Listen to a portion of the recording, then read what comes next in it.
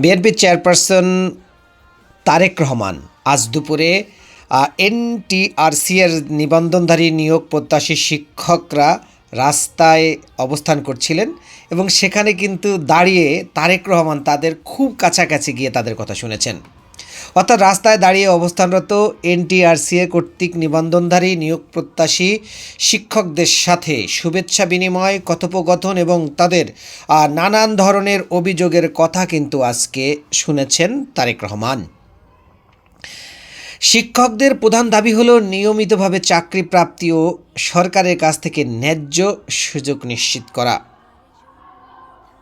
বিক্ষোভরত শিক্ষকরা জানান, দীর্ঘ সময় ধরে তারা চাকরির অপেক্ষায় আছেন এবং শিক্ষকদের সুষ্ঠু নিয়োগ প্রক্রিয়া সম্পূর্ণ করার জন্য সরকারের নিকট তাদের দাবি পৌঁছানো প্রয়োজন।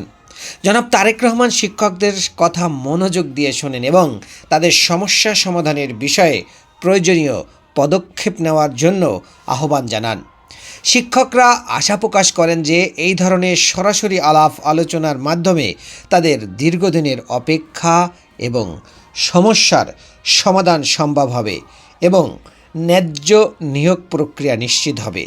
বিএনপির প্রতিষ্ঠাতা জনাব শহীদ প্রেসিডেন্ট জিয়াউর রহমান কিন্তু এভাবেই মানুষের কাছাকাছি গিয়েছেন। বেগম খালেদা জিয়াও একইভাবে মানুষের কাছাকাছি গিয়েছেন। তবে তারেক রহমান সাধারণ মানুষকে কিন্তু খুব বেশি আপন করে নিচ্ছেন বলে মনে হচ্ছে। আমরা দেখেছি গণমাধ্যম কর্মীদের সাথে তিনি আলাপকালে গণমাধ্যমের পিছনে, অর্থাৎ যারা ক্যামেরার পিছনে কাজ করে তাদের সাথে গিয়ে তিনি কথা বলেছেন, শুভেচ্ছা বিনিময় করেছেন, তাদের খোঁজ খবর নিয়েছেন।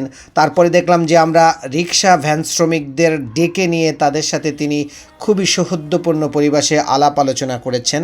এবং আজকে এই এনটিআরসি এর নিবন্ধনধারী যারা শিক্ষক রয়েছেন, যারা রাস্তায় দীর্ঘদিন ধরে আন্দোলন সংগ্রাম করছেন, অবস্থান করছেন, কিন্তু কেউ তাদের বিষয়ে কোনো রকম পদক্ষেপ কিন্তু গ্রহণ করেননি। আজ বিএনপির চেয়ারম্যান জনাব তারেক রহমান কিন্তু তার যে ক্যারিসমেটিক যে নেতৃত্ব, সেই নেতৃত্বর যে গুণবলী, অর্থাৎ সাধারণ মানুষকে কাছে টানার যে তার প্রবল আগ্রহ বা তার যে রাজনৈতিক প্রজ্ঞা, সেটি কিন্তু আবারও আজকে প্রমাণিত হয়েছে। আমরা দেখেছিলাম যে গত শুক্রবারেও কিন্তু তিনি পায়ে হেঁটে তার যে কার্যালয় গুলশানে এসেছিলেন। আজকে আমরা দেখেছি যে আন্দোলনরত শিক্ষকদের সাথে তিনি নিজে গিয়ে কথা বলেছেন এবং তাদের সাথে আলাপ আলোচনা করেছেন।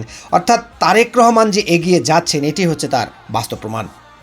S M Mizanur Rahman, news channel BD, Dhaka.